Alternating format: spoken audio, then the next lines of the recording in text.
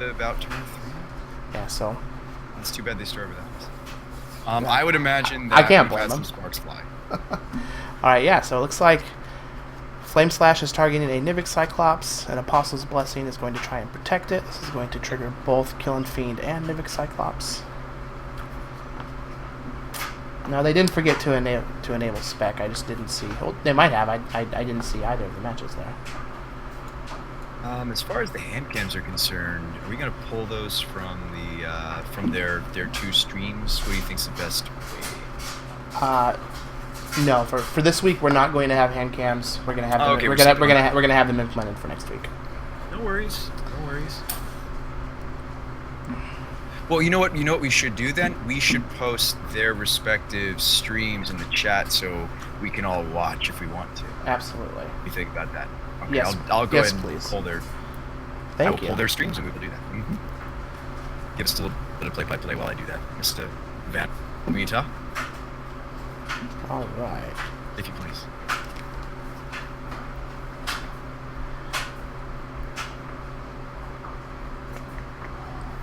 So here we have a Teamer Battle Rage is going to be targeting the Nivik Cyclops. And we're on Flip This's main phase, it looks like. So we got a 4/4 double strike and can attack as though it didn't have Defender with Trample. Killing Fiend is also a 4/2 at this point. Now, even though Flip This does only have 2 cards in hand, he could still just win this game. What if you have a combination of like Gush into Tabir Battle Rage? Well, like he already had a Teamer Battle Rage on the Nivik Cyclops, so it has double strike. Fair enough. Alright, Here so I've got comes- Jeff's link and I've got Moxflip's link. Okay, thank you, Matsu. Matsu just posted them. But I'm going to pull them up just for my reference because as one of the commentators, I'd like to be able to look. If you have enough window space, Chris, you could maybe do the same. So looks like we've got a Condescend. It's going to counter the second Teamer Battle Rage, which actually would have just been lethal if he didn't have the counter spell. Yep. But as it stands, he's going to take 14 from the 7 power. God, this deck is it really is a bit of a combo, isn't it? So it's quite the combo. But without Teamer Battle Rage resolving, it can be a little anemic.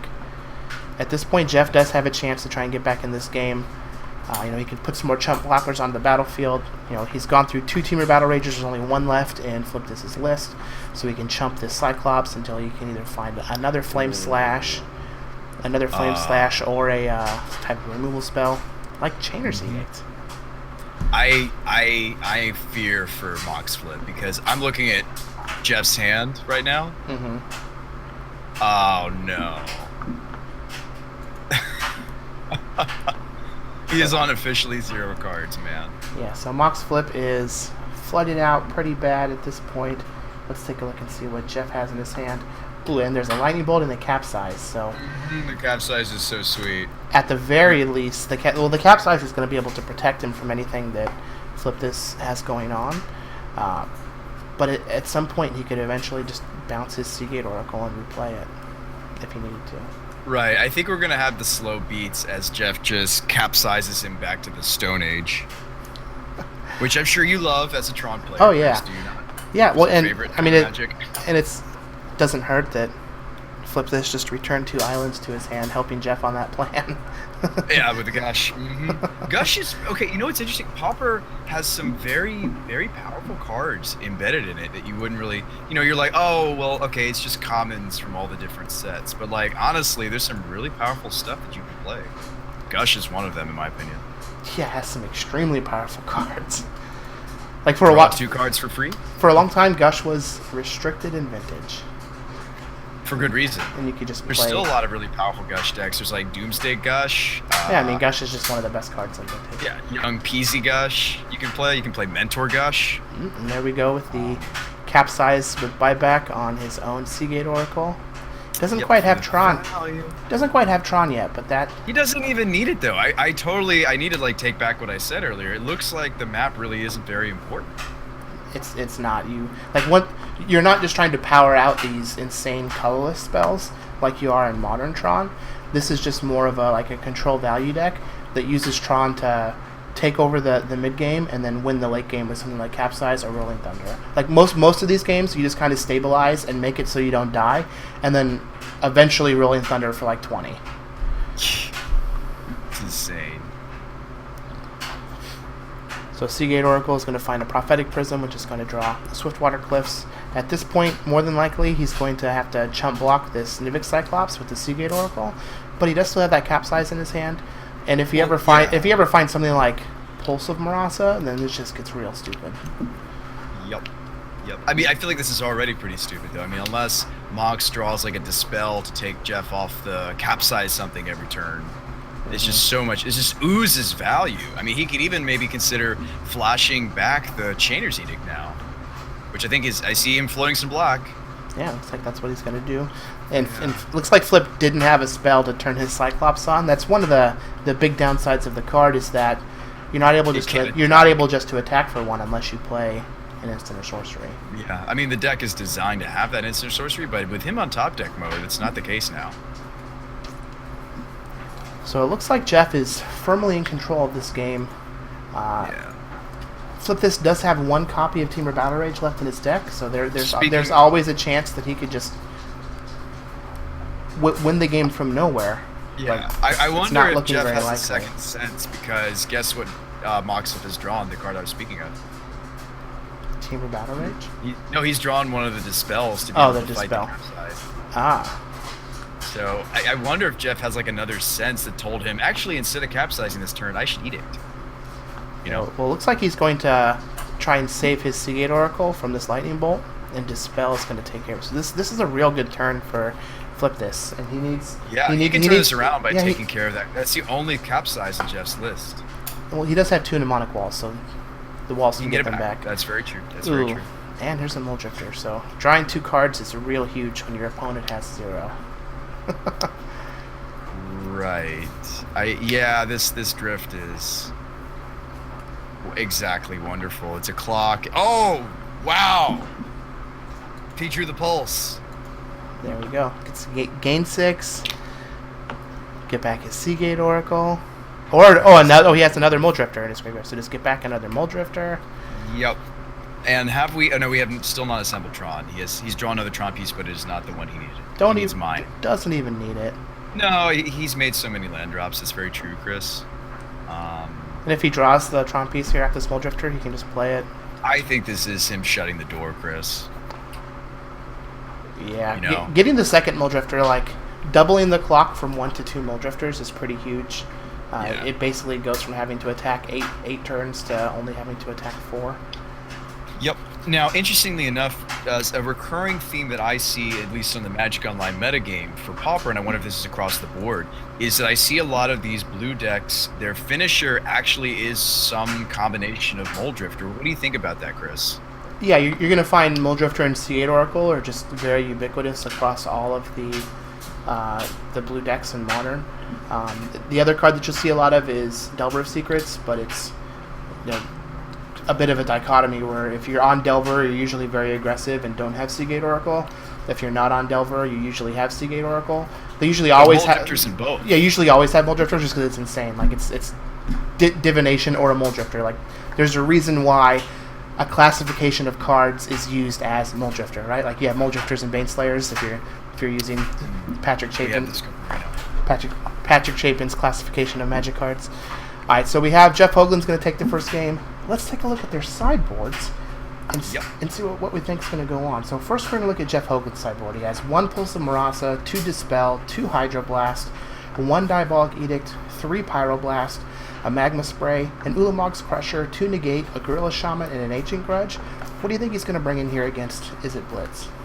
Well, I mean, he needs to just bring in some more interaction, right? I mean, Moxflip is going to do a better job protecting his threats, I think, this time around than he did last time. So I like a little bit of that. I don't know, like, do you even bring in things like the negates? I don't think so. I think you just want more edicts. Okay. The Diabolic seems fantastic. Yeah, like I think you just want more edicts. The Dispel's just going to be better than negate. Like Dispel's going to counter everything that negate does. It also counters the battle rage, doesn't it? Yes.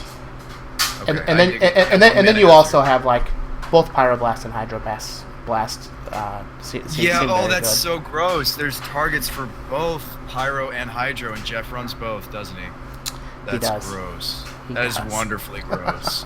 Jeff just really flexing that. Now, here's the thing. Cardhoarder streamers are allowed to borrow cards, so is it really Jeff flexing the fact that he has access to these expensive cards? No. If the streamers wanted the cards, they can send in a thing to Cardhoarder and they could get them. So, but really, those cards are gonna, again, I'm gonna say it one more time, just flex Yeah, they're their good. power. Pyro and Hydro are ridiculous, Chris. They're very good. They're ridiculous sideboard cards to have in Pop. Is that why? Oh, go ahead. Well, I was gonna say on the flip side we have Moxflip sideboard. We got a Dispel, 2 Electricity, 3 Flame Slash, 1 copy of Flaring Pain, 2 Pyroblast, 2 Relic of Progenitus, a Counterspell, and 3 Stormbound Geist. What do you think he's gonna bring in here? Lord. This is gonna be a battle of the blasts. Yeah. That's what this is. This is gonna be. They're gonna bring in like all their blasts. We're just gonna have blasting blasts. It's gonna be great. Yeah, I mean, the cards are extremely powerful. You know, you don't see hit cards like this anymore because of how good they are. Yeah. They're so flexible. They hit everything. Anything that has anything to do with red, Hydro hits. Anything that has anything to do with blue, Pyro hits. Now, what do you think about Stormbound Geist? Do you think he's going to bring Stormbound Geist in? I like it. It's a resilient clock. Jeff will have trouble removing it. Outside of the one of Magma Spray, it's a pretty resilient threat. Yeah, I kind of like Stormbound Geist. The only problem is that, like, in addition to having all the red removal, Jeff also has just a bunch of counterspells. So it could be difficult trying to actually get value out of that Stormbound Geist. I feel like Jeff gains a lot more in this matchup post board than Moxflip does. But I think that kind of makes the matchup a little close to even because I feel like he's really behind game 1. It just turned out he was able to squeak one out. So looks like our players are ready for game 2. JeffHoogland is going to be up a game over Flip This. JeffHoogland is on Tron. Flip This is on Is It Blitz? And Flip This is going to start out with an island and a ponder. And so it looks like he chose to shuffle his library. So he did not like what he saw. Went fishing for a new card. Jeff's just going to play an island and pass it back.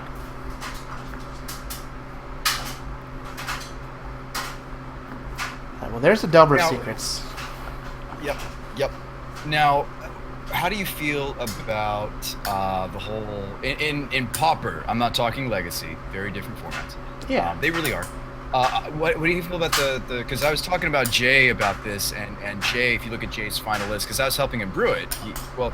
He brewed it himself, but he wanted my intake on the list, and we couldn't decide between Ponder and Preordain. He had about 4 slots, and we ended up going with Preordain. How do you feel about Ponder versus Preordain in the Pauper format? So I think that in general, Ponder is better than Preordain, whether you have fetches or not. Okay. The big crux comes. I think Brainstorm is unplayable in Pauper. Unless you have a high density of those fetches, but they're so slow. You can have 8 and you don't want 8. So I feel like Brainstorm is just not playable in Pauper, and you can just play it. And you can just play 4 Ponder, 4 Preordain and be much better off than you'll ever be with any number of Brainstorms. Yeah. I agree with that. I do agree with that assessment. And it's funny, I think J-Bone, although newer to the Pauper tournament, newer to the Pauper format, Jay actually has only been playing Pauper for about a week or so, Chris. Mm-hmm. And, he was telling me in his testing he preferred the Preordain because he also has other cantrips. He has some enchantment cantrips. That's how he was justifying it. I still feel like the shuffle-off Ponder is fantastic, though. Yeah, I feel like Ponder is definitely better than Preordain. Somebody's bringing up in chat a good point that Brainstorm is gas if you have Squadron Hawk. So, if you're playing a deck that has Squadron Hawk and you can play Brainstorm, then yes, I guess you could play it with your Squadron Hawks. But in general, I feel like Brainstorm is just basically unplayable. I don't really like Brainstorm either in the format unless you have a lot of tutors, maybe. Tutors might be a better way to shuffle off a Brainstorm than the crummy fetches. I mean, there aren't a lot of good tutors you can play. That's the problem. There are not. That's correct. And I think if there were... Well, here we see some sideboard action. Stormbound Geist for Flip This Jeff has his one of magma spray out of the sideboard, getting to take care of it. Yep. He is still getting beat down by a 3/2 insectile aberration, though. I love that one of spray. A lot of people are like, ew, magma spray. What does that card do? But like, you can use it in modern. Like, it hits kitchen finks quite effectively. Yeah, I do like magma spray in modern. Likewise, you could also play Pillar of Flame in modern if you want the same effect. Can go upstairs. I don't know. The instant on spray is nice though, and we're seeing a lot of. Here's the thing. I'm gearing up for the GP next week. Mm-hmm. And Charlotte? something that I'm playing a lot of. I'm playing at least 2 Anger the Gods because I anticipate a lot of Abzan company. Yeah. So things like spray, I might even consider. Like no offense to Lightning Bolt, if I'm gonna have to wade through a sea of finks, maybe like a split of Bolt and Spray is not incorrect anymore. I don't know. There's a lot of persist that's gonna be going on, or other things you just need to get rid of permanently. Well, looks like Jeff is on his way to stabilizing here. He has a Seagate Oracle holding the ground down against a Nivik Cyclops. He's been able to use Magma Spray, Flame Slash, and Chainer's Edict to take care of 3 of Flipdis's creatures, who, by the way, doesn't have all that many in his deck. And now we're to the point where we have 5 mana, but we are evoking Muldrifter instead. Yeah. So I have to imagine Jeff has some blast in his hand. Let's take a quick look. Yeah. Well, looks like there's a Dispel. No, but he's got he's also got a Chain Lightning, Arc Lightning, excuse me. Fantastic. It's funny, we were talking about it and you were saying, and this has nothing to do with your comment. I think it has everything to do with the fact that the players have access to the list. I feel like, did we see some aggressive mulliganing from Jeff? I don't believe that he mulliganed this game. Let me go ahead and go back and check. He just didn't have to, but he knew the kind of cards he wanted because he had that knowledge. Like even game 1, it looks like Jeff looks like Jeff did mulligan this game and then scribed to the bottom. So okay. I was just trying to say, like, I know that in the dark, you thought that Mox has a really good match, but like honestly, with Jeff having that knowledge, being able to steal game 1 because he knows the kind of cards that he needs to see, like that Flame Slash on that early Cyclops game 1, wasn't that even like the turning point in a way? Yeah. Brutal. I mean, just showing the side of Pauper that really can just get you down, like these mono removal, value draw engine, greedy 4-color Tron. It's beautiful. It is beautiful, but if you're not a connoisseur of such a thing, you'd be like, ew, Pauper looks like a terrible format. No, it's not. We have some monocolor decks going to be doing battle later tonight. Don't we have like mono green Beats coming up? Max Longitude's on tonight. He's playing good old honest mono green Rancor Beats. All mono green. Now, this could be a big turn for Flip This. He's trying to Lightning Bolt this Muldrifter to clear the way for his, what's looking like 8 power worth of Nivik Cyclopses. If he has a Teamer Battle Rage, this game is just actually over right here. Yep, I believe it. Now, Jeff is dead to a Teamer Battle Rage. Yeah. Oh wow. I was going to say real quick, Chris. Something interesting I remember talking. I think I may not have spoken with Max about this, but like elves, like things like green and white decks, like just like monocolored or double colored, like and Bogles for that matter, have this interesting place in the metagame, right? Because you have all these like super greedy, like you've got these, decks that are both red and blue to run both of the blasts. Mm-hmm. But if you're playing something like elves or mono green Beats, or you're playing like rebels even, or like a white deck, just in general, you kind of dodge all that sideboard hate, don't you? Yeah, but then you're pigeonholing yourself into that one. True. I think elves is maybe the strongest archetype outside of a blue or red deck, is it not? Stronger ones, and mono black control as well. Depends on what you're considering a blue or red deck. I think that one of the decks that is not represented here in our tournament at all, but is one of the best decks in Pauper is Goblins. And one of the big problems for the difference between online and paper Pauper, which is kind of funny to say paper Pauper, is that Goblin Grenade is legal in physical Pauper, but it's not legal online because it has not been printed as a common. It's not available as a common online. So, Goblin Grenade makes goblins, like in real life, much more powerful than it is online. Right. But it's still just an insane deck, in my opinion. Right. But it's interesting to think about that, though, right? Like I noticed some people talking about it in chat. I do believe, because I've dabbled in Pauper in the past, but I think leading up to this tournament, I wanted to get really into it, and I actually had several decks lined up for it. I had, the Rebellitron we're going to get to see next week. But that was what I was going to maybe play in the tournament had I not done commentary with you. I'm happy to be here, though, Chris. Absolutely. Thank you for having me. I mean, I think you definitely had a say in that, didn't you, friend? I didn't know all the political stuff that went behind. Oh yeah, I could have just said no. Like I just said no. I actually, Nathaniel was like, should I even let him play in the tournament if he doesn't do coverage? Like, I'll just left it up to me. He just could have been done.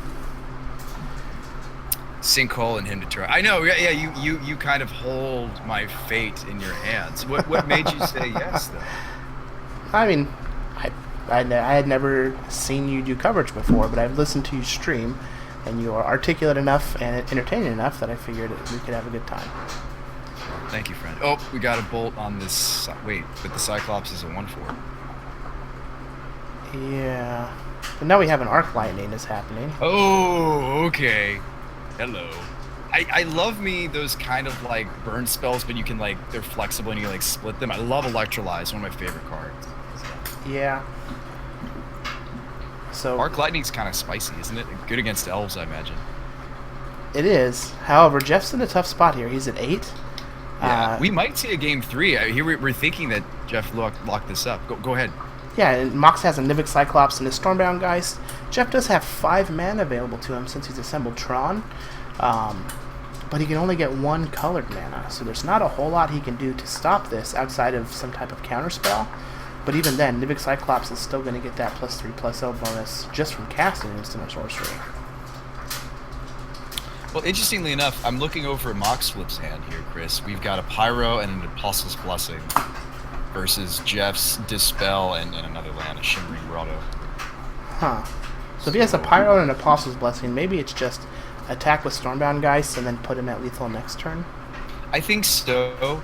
Especially if he draws any cantrip to unlock the Niviks. I don't think it's worth just technically he could just Pyroblast a random permanent and unlock the Niviks.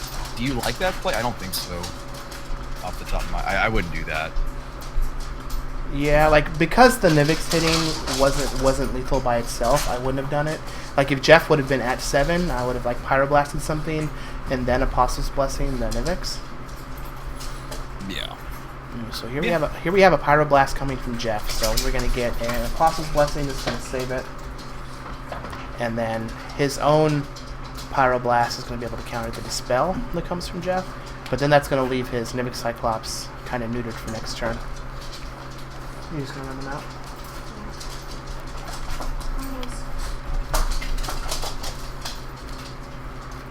I don't know why we did so I answered. I took them out. Oh yeah. Hey, how's it going, mobs? Hello. How are you doing? Lauren says it's your silky voice that won you the commentary spot. Oh, I don't know about that, Lauren, but thank you so much. Well, it looks like Flip didn't draw something to turn on his Cyclops, so he's just going to crash in for 2 with the Stormbound Geist. Jeff still has a chance here if he can try and stabilize. He is, 1 black mana away from being able to flashback that Chainer's Edict, but the problem is Stormbound Geist can just be sacrificed and come back as Undying.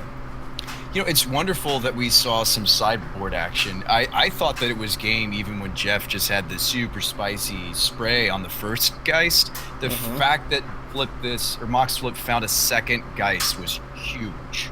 Yeah. That it just has that resiliency. There's a reason it's in the sideboards of these deck lists. It's very resilient, is it not? I mean, there's not a lot of exile that exists outside of white in this format. Yeah, it's pretty much just spray, right? Yeah, it's just spray.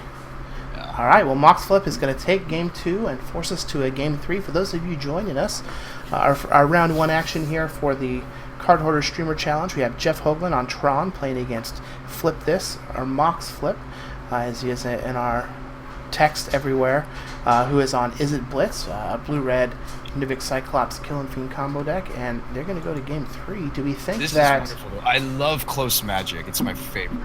Do we think that we're going to see any sideboard changes here? So, well, I see Jeff moving things around. We saw Blast from Jeff. We saw Blast and Geist from Moxflip.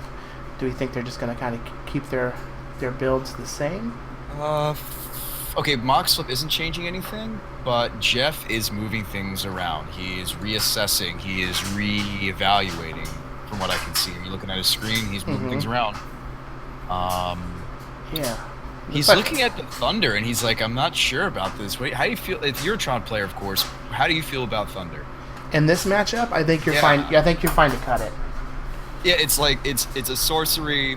We want instant speed removal when possible. Not only just that, like being a sorcery is actually good because it doesn't get hit by Dispel, but everything just has such high toughness that you're going to be better off using like your cheaper removal edicts, flame slashes, things like that. He cut not only the Thunder just now and brought in a third Pulse. He also, Chris, cut the Arc Lightning. Yeah, Arc Lightning seems real bad. It's much more of a tool against elves, right? Or like rebels. Yeah, like maybe you can get lucky and snag like a 1/1 Delver and a 1/2 Killing Fiend, but the odds are going to be no. Yeah. Oh, sub hype. Oh, Cardhoarder just got a sub. Thank you so much. Welcome. Welcome. We're going to be doing this for the next 4 weeks. Yeah. Yep. Finals are June 8th. So hope you guys tune in every Wednesday to see Chris and I guess myself and the Cardhoarder gang. Do you want to talk about briefly while we're just getting their lands getting on the table? Oh wow, we're seeing a Drifter though. Never mind. Yeah, we've got a Drifter from Jeff. Moxflip didn't have a threat, but he does have a Killing Fiend here on turn 3. It could just be that he waited to be able to have Dispel or some kind of Blast backup. Yeah, I don't know. I'm looking at Jeff's hand, though. Did you take a peek at Jeff's hand, Chris? Well, here comes a flame slash from Jeff.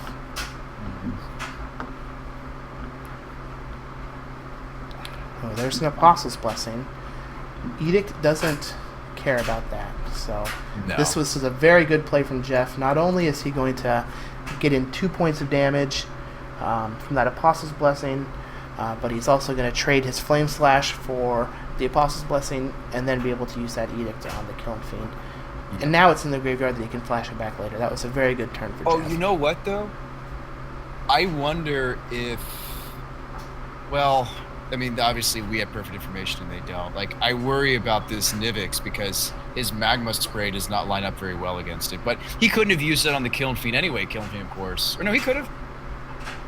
Yeah, Killing Fiend, only 2 toughness even when you pump. Yeah, I imagine he's holding on to that Magma Spray in anticipation of something like Stormbound Geist. Yeah, but now we don't line up. But he doesn't know that. I mean, of course, we have perfect information. He doesn't know that. I think I'd probably make the same play if I'm in Jeff's seat. Yeah, I mean, because we have that information, I'm looking at the hands and but the way that this actually would line up better is the spray on the Killing Fiend, the slash on the Nivix, or Edict on the Nivix even, and now we're kind of in. Well, you know what? No, it didn't matter how he sequenced it because the Apostles was going to trade with the first bird spell no matter what, right? Yes. Yeah. So, gosh, so good. Can I please draw 2 cards for free, Chris? Oh, wait! We're playing Pauper. Yeah. And sometimes it even generates mana if you don't have a land to play for the turn. Yep, it's you just can pick up that. Insane. You pick up that island, you play it again, cast a Ponder. Well, this Cyclops is already 7 power. If Flip This has another spell and a Team of Battle Rage, Jeff's actually dead. Yep, we may see GG. You know what's funny is I was sitting there thinking I was all smart, like saying, "Oh, but look how Jeff's doing, Chris. You know, maybe we were wrong about saying that Moxflip's advantage in this matchup." But you know what? He's actually looking pretty good after board, isn't he? Yeah. This Pulse Morass is going to gain some life and give Jeff some time. I also love that card is an instant. It's just so insane that Pulse Marasa is an instant. No, card's good. Card is good. J-Bone was thinking about running that card himself. Some copies of it because we were maybe anticipating like a burn. There's no goblins or burn played. I could have sworn Max was going to play goblins. Max Longitude, because he played goblins in the modern tournament. I also thought Kevin was going to play Bogles again. He ended up playing elves. So what do I know?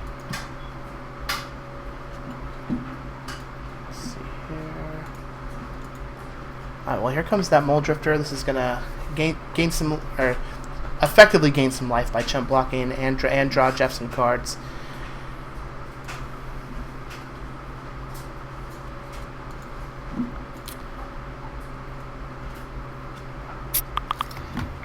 It's such a great value engine, right? When you pair it with these other components, these pulses, and it doesn't matter whether you're evoking the drifters or you're hard casting the drifters, it just oozes that value.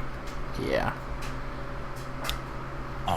So tell me more about, you said you played Tron. Tell me more about your variant of Tron, because you said it was a little different than Jeff's. Yeah, it's not as heavy on all of the counter spells, although you do still have some. But I like having access to a Ghostly Flicker and a Mystical Teachings, as extra copies of a lot of the powerful instants that you have in your deck. Yes. So we're gonna have a Pyro on the Drifter that could potentially block the Cyclops. Yeah, this is gonna pump that Nivix Cyclops up to a 4 power. Now, Jeff's Pulse Marasa last turn did just completely negate the previous attack, but this Teamer Battle Rage has the potential to be very good. Oh, and Flip does have a Dispel for the Dispel. Oof. Are we going to see So this is going to be 20 points of damage.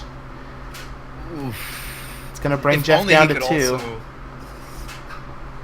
Yeah, and the Dispel should also trigger the... Oh. Wow. Yes. Oh, no. I need to see Jeff's expression. Oh, no. Are we just almost nearly dead now? How much damage is that, Chris? 2! Yeah, oh, 20. Sweet mother of magic. Well, it looks like Jeff's going to be able to take care of this Cyclops, but... He's dead to top deck lighting. He's dead to a lot of things. Basically any attack, ever. Yeah. Well, interestingly enough, though, this deck doesn't run any sort of... Not that I think it should. It doesn't run any sort of way... Like, no haste creatures or ways to make... Do you think it could run a Taylor Swift Spear or two? Swift Spear is uncommon. Shoot, you're right. Never mind. If only. Yeah, if only. Well, here's a Ponder. We're digging for that Lightning Bolt. Yep. And if he finds it, we could see the great JeffHoogland fall. Yeah. Although he's renowned for his modern play, so... He's really flooding hard. I'm looking at his hand. It's a bunch of lands and a prison. Well, there's the Delver Secrets. Can we answer the Delva? Oh, are we going to flip it? Oh, it looks like we are. He just pondered. So, yep, that's a definite flip with a Dispel on top. He pondered, did not flip, or did not shuffle. Mm-hmm. We need a blocker or a removal spell, or a removal spell here. Oh, he's going to be able to flashback that Chainer's Edict. Yeah, I think he has to. I think you don't take the chance. I mean, he could spend the turn trying to cantrip into a more efficient answer. I think you just got to Edict, right? Yeah. Like you said, there's no haste threats. He's just dead to Lightning Bolt anyway. Yeah, I mean, and now here's the thing, though. He didn't have a Lightning Bolt in the top 3 off that Ponder, from what I saw when I looked at Moxflip screen. So he was looking at... He looked at Dispel, Ponder, and one other. Or it might have been a Preordained. It was a cantrip. Oh, he's gonna shuffle off the Expanse. Okay, so he didn't like that 3rd card. We're gonna see a fresh Preordain. Excuse me, it's a Preordain. Mm-hmm. So at this point, Flip this just needs to find a threat and have it live a turn and be able to attack. Yep, and it looks like he's found that, Chris. No. He bottomed the Kiln Fiend. Curious. He's looking at a Delver of Secrets and a Stormbound Geist off this extra Preordain. What do you take here? Do you try to finish Jeff with a Delver, or do you slam Geist next turn? He can cast Delver this turn if he takes it off the Preordain. Yeah, I think you just play them both next turn. Yeah, I think that's reasonable. Oh, he bottoms both. What the? He bottomed What? both. Wow. He bottoms both, and he hits a Tamir Battle Rage, but no creature to pair with it. This seems so strange. What do you think is he thinking? Is he just looking through that lightning bolt? He's probably just digging for a bolt, which I think is kind of suspect considering Jeff has a lot of different counter spells and blasts. I would have loved both of those threats. I feel like a Delver and a Stormbound behind it could have finished Jeff. Let's see what he's drawn. Yeah. Nothing. He's just drawn an Apostles and passes the turn. I wonder if this is like... And Jeff has multiple burn spells now, Bolt and a Flame Slash. But you know what would have won? The Stormbound Geist and the Delver. Yeah, that Magma Spray has already been used. I feel like I'm just excited to see any Stormbound guys, knowing that Jeff doesn't have any more Magma Sprays in his deck. But is Moxflip using the given information? Is he looking actively at Jeff's deck to, maybe he thinks there might be multiples? And I hope he is. It's there. Oh yeah, when I was playing in the modern tournament, I was looking at people's lists the whole time. Okay, there's that Delver. Finally, another Delver. So that's very dead. Will we see him try to just protect the crap out of this Delver? Yeah, I mean, if it flips and lives next turn, like, Jeff's just actually dead, so... Mm-hmm. Here we have a I don't know if I like this, though. Now, we know, but Moxflip doesn't know, Jeff can just toast the Delver with the Slash now, and Dispel won't hit it. He didn't know that he needed to maybe spend the Dispel on the Lightning Bolt and then use the Apostle's Blessing for the Flame Slash, but we do. Oh, wow. So Jeff has Tron assembled now, and here's the Mnemonic Wall that's going to get back Pulse of Marasa, which will allow him to get back Mold Drifter, which will allow him to draw more cards. Or do you get into Pulse, that's disgusting value, isn't it? But Moxflip does have a Dispel for that Pulse since it is an instant. He will Dispel the... Yep. I still think Jeff in the dark took the right line, because don't you think if Moxflip had a Dispel, he should have maybe considered spending it on that Lightning Bolt, so... Yeah, I mean, I absolutely would have just done exactly what Jeff did. Yeah. And there's the Stormbound Geist. Wow! So Jeff is just dead in 2. Here. If he finds a Capsize, this could be... he could take this game over.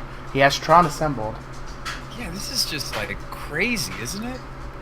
Like, even though Moxflip passed over the Delver and a Stormbound, he has found another copy of each of those cards. Stormbound's going to bring Jeff to 1. He's got 1 draw step here. Jeff is really, really flooding. He's drawn a late Pulse of Battle Marasa. It's going to gain him 6 life. Draw a card out of his graveyard. Oh, but Moxflip has a Dispel. And Jeff has a Mana Leak. But it's not going to do anything because he has a whole bunch of mana available. Brutal. Yeah, those Mana Leaks just feel so awkward when you draw them in the late game. If this Pulse gets countered, that's just going to be game. Yep.